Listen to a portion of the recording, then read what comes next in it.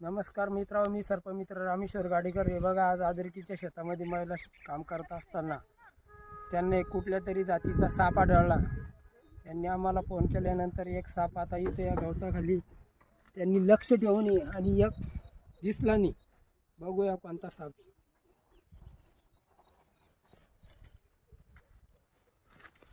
बाया एवढं लक्ष ठेवत नाही, तो सरकन पळाला.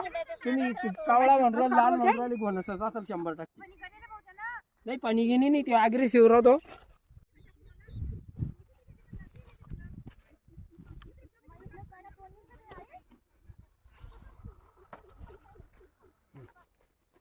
मित्रांनो, आत्ता पाहिल्याप्रमाणे आपण गवताच्या पुंजाखाली जो साप बघितला तो अत्यंत विषारी जातीचा घोणस. आणि असे साप पावसाळ्यामध्ये 30-40 पिल्लांना देखील जन्म देऊ शकतात.